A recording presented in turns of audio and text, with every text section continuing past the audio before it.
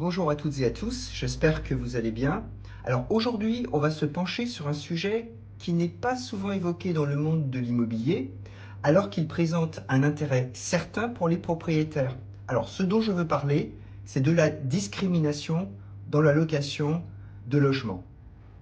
Alors je vous rassure, en tant que propriétaire, vous avez tout à fait le droit de choisir votre locataire. Après tout, il s'agit de protéger votre investissement. Donc votre décision se basera sur le dossier du candidat, sa solvabilité, les garanties financières qu'il peut présenter, sa stabilité professionnelle et bien sûr, vous devez lui demander une pièce d'identité. Ce que vous ne pouvez pas faire en revanche, c'est vous baser sur des critères qui sont jugés comme discriminatoires par la loi, comme par exemple l'âge, la sexualité, l'état de santé ou l'origine ethnique. Et la loi est claire et les sanctions sont implacables. Vous encourez jusqu'à 3 ans de prison et 45 000 € d'amende. Ça rigole pas. En plus, la législation a une définition large de ce qui peut être considéré comme une discrimination.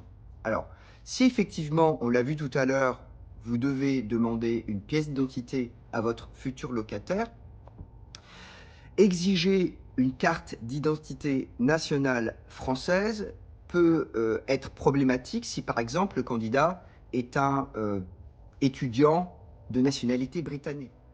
Et si un candidat évincé se sent discriminé et en fait état à la justice, c'est au propriétaire que cette dernière va demander des comptes, donc à savoir fournir des preuves qui sont souvent écrites.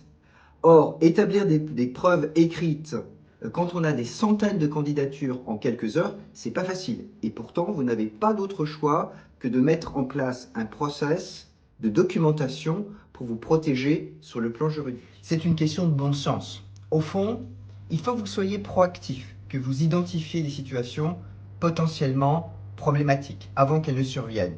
Avouez-le, ce serait quand même dommage que vous passiez les 3 prochaines années en prison pour une simple étourderie.